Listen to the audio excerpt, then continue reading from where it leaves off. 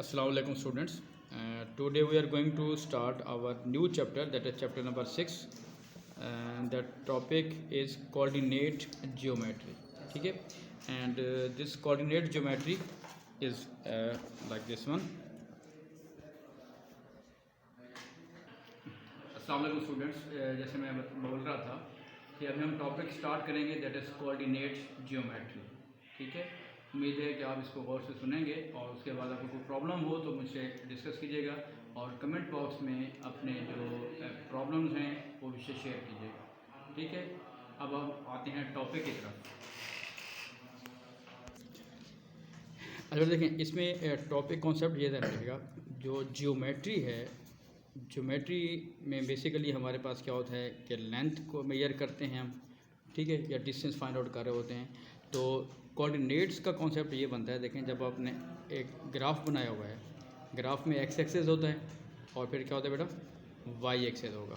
ठीक है, तो ये ओरिजिन है, यहाँ पे हमारे पास एक्स एक्सेस है, फिर माइनस एक्स एक्सेस होगा और फिर minus Y axis. No, mid point का कॉन्सेप्ट होता है कि ये बिल्कुल स्टार्ट पॉइंट होता है, इनिशियल पॉइंट हम इसे कहते हैं, दैट इज़ द ओरिजिन. अब कोई भी पॉइंट होता है, प्लीज़ इसको ज़रा देखिएगा क्योंकि ये सारा कॉन्सेप्ट आपका पूरे टॉपिक में जो है वो इन्वॉल्व होगा. कोई भी पॉइंट होता है उसके दो हम कोऑर्डिनेट्स को लफ्ज़ इस्तेमाल करते हैं. एक एक्स होता है बेटा, दूसरा क्या होता है, वाई होता है. ठीक है, बेसिकली इसको मैथमेटिकली कहते हैं, this one is known as abscissa and next one is ordinate का वर्ड हम यूज़ करते हैं. ठीक है जी, और इन दोनों को मिला के हम एक वर्ड यूज़ करते हैं, दैट इज़ कोऑर्डिनेट. ठीक है, अब कोऑर्डिनेट का मतलब क्या होता है. कोऑर्डिनेट मींस जैसे होता है ना, कोऑर्डिनेटर आपने सुना होगा, ये ड्रामा कोऑर्डिनेटर है, जिस वन इज आर्ट्स कोऑर्डिनेटर है ये. ठीक है, तो साइंस कोऑर्डिनेटर है. कोऑर्डिनेटर का मतलब होता है टू गाइड करने वाला. तो बेसिकली ये कॉन्सेप्ट ये होता है. अब देखें, अगर हमने ग्राफ बनाए हुए हैं बहुत ज़्यादा, तो आपने पॉइंट यूज़ करते हैं 3, 4 या 3, 5. इसका मतलब क्या होता है, P stand for any point. उस पी को हम ए भी डिनोट कर सकते हैं, ठीक है, बी भी डिनोट कर सकते हैं, कुछ और भी हो सकता है. बेसिकली ये एक्स है बेटा और ये क्या है, वाई. अब इस कॉन्सेप्ट को ध्यान में रखिएगा. एक्स का मतलब होता है कि कितना आपने राइट मूव करना है या कितना आपने लेफ़्ट मूव करना है, और वाई का मतलब क्या होता है कि कितना आपने अप जाना है या कितना आपने बेटा क्या करना है, डाउन जाना है. अगर राइट होगा तो पॉजिटिव साइन, यानी अगर पॉजिटिव साइन है एक्स का तो राइट पे जाएंगे, अगर वाई का पॉजिटिव साइन है तो अप जाएंगे. इसी तरीके से अगर वाई का आपके पास जो है सॉरी एक्स का अगर नेगेटिव साइन है तो हम लेफ़्ट की तरफ जाएंगे, और अगर वाई का नेगेटिव साइन है तो फिर हम डाउनवर्ड जाएंगे. फॉर एग्जांपल देखिए, मैं इस पॉइंट को लोकेट करना चाह रहा हूँ. ये लिखा हुआ है जी 3, 5. अब पहले देखें, x3 है तो x3 ज़ाहिर है कि इधर होगा पॉजिटिव साइड पर. लेट करते हैं, मैं यहाँ पे लिख रहा हूँ, ये आ जाए जी 1, 2, 3, ऐसे हम पॉइंट्स को ले लेते हैं. यहाँ पे अगर हम ये बेटा आ गया पास 1, 2, 3, 4, 5. अब देखें x3 पॉजिटिव है, यानी अब ओरिजिन पे खड़े हैं यहाँ पे, जो पहले आप स्टार्ट कर थे बात को. This one is the origin, कि आप यहाँ पे हैं. अब 3 यूनिट आपने राइट की तरफ जाना है, 3 यूनिट राइट के चले गए, उसके बाद आपने 5 यूनिट अपवर्ड जाना है. तो इसका मतलब है कि ये वाला जो पॉइंट है वो आपका पॉइंट बनेगा. ठीक है, तो दैट विल बी 3 and 5. ठीक है, बल्कि इसको 3 पे लगाना है तो हम यहाँ पे लगा देते हैं. ठीक है जी, 3 पॉइंट बन गया जी. इसको मैं पॉइंट को नाम ए दे रहा हूँ जी, और इधर से देखेंगे तो दैट विल बी 5. ठीक हो गया जी. अच्छा, इसी तरीके से लेट करते हैं. अगर मैं यहाँ पे लिखता हूँ -1, एक और पॉइंट ले लेते हैं, दैट इज़ बी. अगर हम बी पॉइंट लेते हैं जी, फॉर एग्जांपल आपके पास है जी 2 और -1. इसका मतलब क्या है, ओरिजिन से आप 2 यूनिट राइट जाएंगे और फिर क्या आ जाएंगे, -1 का मतलब है आप 1 यूनिट डाउनवर्ड आएंगे, तो आपका पॉइंट ये बन जाएगा. क्लियर की बात है. तो this is basically the coordinate. अब आप देखें कि this is the branch of mathematics with deals with algebra and geometry. This is known as coordinate geometry. ठीक है जी, और इस कोऑर्डिनेट ज्योमेट्री को कहीं पे अगर आप वर्ड यूज़ करेंगे, जैसे एफएससी में है या कहीं और है, तो इस वर्ड के लिए वो एनालिटिक ज्योमेट्री भी यूज़ करता है. वर्ड क्या यूज़ करता है बेटा, एनालिटिक. ठीक है जी, एनालिटिक ज्योमेट्री का भी वर्ड जो यूज़ कर रहा होता है. तो एक ही बात इसमें ये सेम आ जाती है. ठीक हो गया। अब आज हम जो इसमें, हाँ जी बोलें। Is the quadratic formula applying there? नहीं, क्वाड्रेटिक फार्मूला यहाँ पे अप्लाई नहीं हो रहा। वो क्वाड्रेटिक फार्मूला जो होता है उसका स्पेलिंग होते हैं यूँ कि क्वाड्रेटिक, ठीक है बेटा। क्वाड्रेटिक का कॉन्सेप्ट फिर होता है पावर 2 के साथ होता है, जिसमें x square plus 2x plus 3 इस टाइप की क्वेश्चन होगी, उसमें हम अप्लाई करते हैं क्वाड्रेटिक फार्मूला। यहाँ पे ये कोऑर्डिनेट का वर्ड इस्तेमाल हो रहा है, ठीक हो गया। अच्छा जी, अब इसमें एक जो हमारा आज का जो मेन पॉइंट है, इसको पहले डिस्कस कर लेते हैं इस वीडियो में कि ग्रेडियंट या इसको हम स्लोप भी कह सकते हैं, slope of a straight line, ठीक है। आपने एक स्ट्रेट लाइन है, उसका आपने ग्रेडियंट निकालना है या स्लोप निकालना है, ठीक है। इसका कॉन्सेप्ट क्या है बेटा, देखें, अगर आपके पास कोई पॉइंट दिया हुआ है, एक ए पॉइंट है और ये क्या आ रहा है, बी पॉइंट। इस क्या देखें, मैंने वहाँ पे लिखा था कोई भी एक पॉइंट है, उसके कोऑर्डिनेट्स को हम शो करते हैं एक्स वाई से। लेकिन अगर आपके पास दो पॉइंट्स दिए हुए हैं तो उनके कोऑर्डिनेट्स को हम x1 y1 और क्या करेंगे जी, x2 y2 से डिनोट करेंगे। अब ग्रेडियंट या स्लोप, अब देखें घरों के बाहर, आपके घरों के बाहर ढलवान होती है, उसको हम स्लोप कह रहे हैं।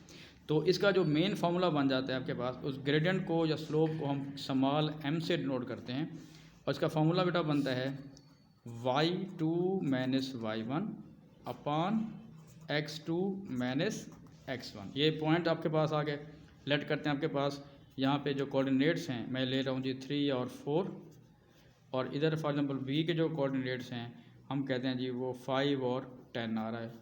तो इसके कोऑर्डिनेट्स ये बेटा x1 हो गए, ये y1 हो गया, ये आपके पास क्या हो गया x2 और ये क्या हो गया y2, ठीक है। अब इसमें एक चीज़ बहुत इंपॉर्टेंट बात भी है, जब बच्चे पहले इसको स्टार्ट कर रहे होते हैं तो वो पॉइंट में x1 x2 लिख रहे होते हैं। तो कोई भी पॉइंट में दोनों x नहीं होंगे और दोनों y नहीं होंगे, एक x होगा और एक क्या होगा y होगा। क्लियर होगी बेटा। अब अगर हम इसी क्वेश्चन को अगर हम यहाँ पे अप्लाई करें, हमारे पास देखें y2 की बेटा वैल्यू आ रही है 10, ठीक है, y2 minus y1 over x2 बेटा हमारे पास क्या आ रहा है 5, x2 माइनस x1, तो 10 minus 4 that will B 6 divided by 2, answer क्या आ रहा है बेटा 3 आ रहा है, ठीक हो गया। तो कहीं कहीं पे ऐसा भी आपके पास बुक में आ सकता है कि क्वेश्चन यूँ भी हो सकता है y1 minus y2 divided by x1 minus x2। तो अगर दोनों को चेंज करेंगे तब भी आपका आंसर सेम आएगा, लेकिन दोनों को चेंज करना पड़ेगा। क्लियर होगी बात बेटा, ठीक है। अब बस एक लास्ट हम एक बात कर लेते हैं इसके रेफरेंस से कि जो आपके पास ये है ग्रेडियंट की बात, पहले देख लीजिएगा, स्ट्रेट लाइन का कॉन्सेप्ट समझ लें। जो स्ट्रेट लाइन है आपके पास 4 किस्म की होती है, दिस इज हॉरिजॉन्टल, वर्टिकल और दिस टाइप ऑफ स्लोप या डायगोनल लाइन्स हम कहते हैं। अब इसमें देखिएगा जो हॉरिजॉन्टल लाइन है, हॉरिजॉन्टल, ठीक है बेटा, इसको हम क्या नाम दे रहे हैं वर्टिकल का, और these 2 lines are known as diagonal line, ठीक है जी। अब आपके पास देखें जब आप इसका ग्रेडियंट निकालेंगे वो होता है 0, याद रखिएगा। अब कैसे होता है उसको मैं थोड़ा सा बताता हूँ आपको। वर्टिकल लाइन का जो ग्रेडियंट होता है वो होता है undefined, means you can't find out. लेकिन जब भी 2 पॉइंट्स गिवन होंगे उसके ग्रेडियंट के लिए हम फार्मूला यूज़ कर लेते हैं y2 minus y1 upon x2 minus x1, ठीक हो गया। अब इसमें एक चीज़ और ध्यान रखिएगा कि जब हम ग्रेडियंट को यूज़ करते हैं तो ग्रेडियंट के लिए हम एक और भी कॉन्सेप्ट यूज़ करते हैं। देखें अगर सपोज ये एक लाइन है, इसका हमने ग्रेडियंट निकालना है, तो अगर मैं इसको एक ऐसे राइट एंगल ट्राइंगल बना दूँ ऐसे, ठीक है बेटा, तो ये बन जाता है राइज और ये क्या बन जाता है बेटा रन।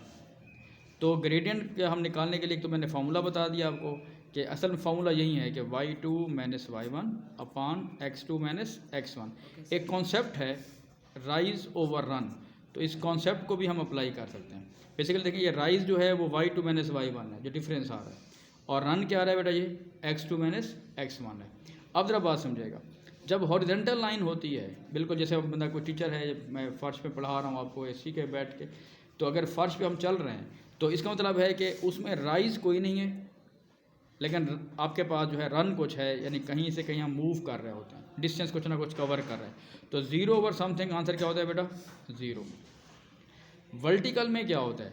वर्टिकल में यूँ है कि अगर जैसे आप लिफ्ट पे खड़े हुए हैं, लिफ्ट में आप खड़े हुए हैं, अब आप अपवर्ड जा रहे हैं, तो अपवर्ड जा के मतलब क्या है कि आपका जो डिस्टेंस है वो कोई नहीं है, यानी राइज कुछ है लेकिन आप डिस्टेंस कोई कवर नहीं कर रहे। तो इसका मतलब है समथिंग ओवर 0 जो होता है मैथमेटिकली वो क्या होता है? इन्फिनिटी भी से पढ़ते हैं, इन्फिनिटी या इन्फिनाइट, या इसको हम कहते हैं अनडिफाइंड, क्योंकि कुछ क्लासेस तक अभी तक ये वाला जो वर्ड है वो यूज़ नहीं होता है, इन्फिनाइटी वाला है या इन्फिनिटी वाला, ठीक है। तो उसके लिए हम क्या वर्ड यूज़ कर लेते हैं जी? अनडिफाइंड यूज़ कर लेते हैं। क्लियर होगी बात ये?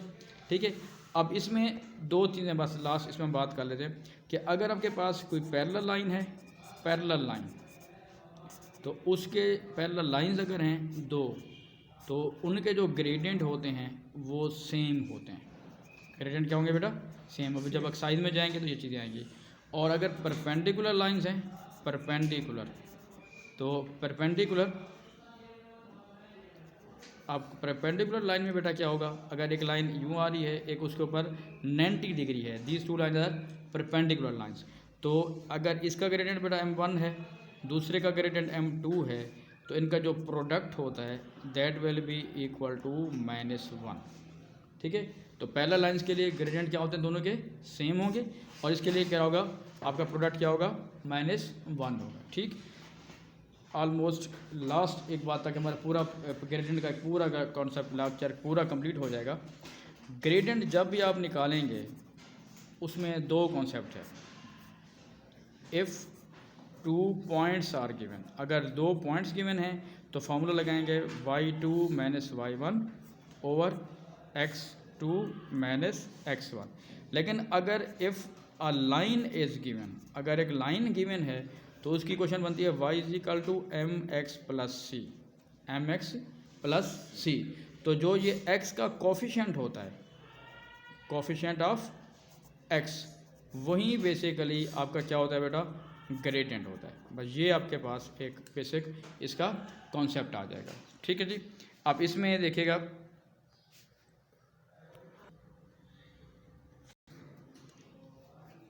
Sir, my name is Fazan Ahmed Ghalib from C1 Emeralds. I have one question that if we put x1 under y2, there's any problem? okay, good question. Please, you want to say that if we interchange this one, Yes. or give a reciprocal of that fraction, ठीक है, कि अगर numerator में अगर हम जो है वो x रख लें और डिनोमिनेटर में हम y रख लें, ठीक हो गया। तो इसमें बेटा कॉन्सेप्ट ध्यान में रखिएगा। अभी मैंने आपको बताया कि जब आप ग्रेडियंट निकालते हैं that is rise over run, तो राइज जो है basically this one is y coordinates. ठीक है। अगर हम इसको पूरा ग्राफ बनाएं अगर ऐसे, तो ये ग्राफ यूँ बन रहा है, तो अगर इधर तक सपोज ये y1 आ रहा है और यहाँ तक कंप्लीट क्या है y2 आ रहा है, तो ये जो हिस्सा बनता है ये y2 - y1 बन जाएगा, डिफरेंस बन जाएगा।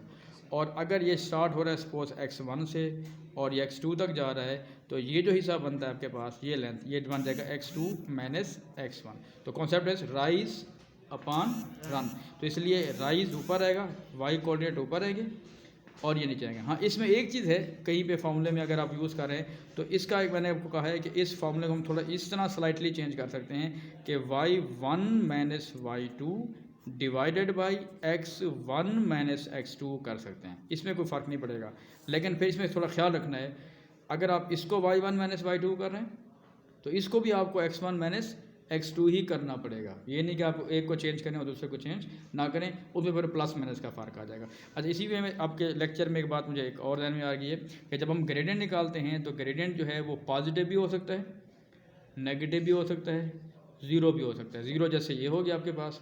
पॉजिटिव कैसे है? जैसे हम सीढ़ियाँ चढ़ रहे होते हैं, ठीक है, अगर हम ऊपर की तरफ जा रहे हैं तो यूँ समझ लें कि हम ये जा रहे हैं, हम राइज भी हो रहा है, हमारा रन भी हो रहा है, ये पॉजिटिव है।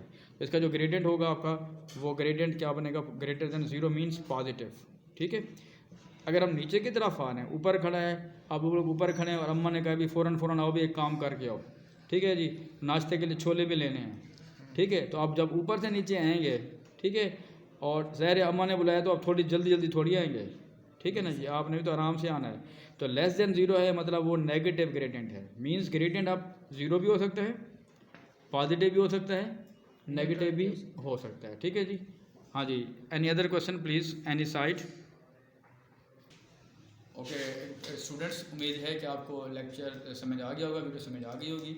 अगर कोई प्रॉब्लम है तो इसको थोड़ा सा दोबारा देखिएगा, पॉज करके देखिएगा, और अगर कहीं पे क्वेश्चन है, कोई प्रॉब्लम आपके पास है तो प्लीज़ आप मुझे कमेंट बॉक्स में लाजमी शेयर कीजिएगा। ठीक है, थैंक यू वेरी मच।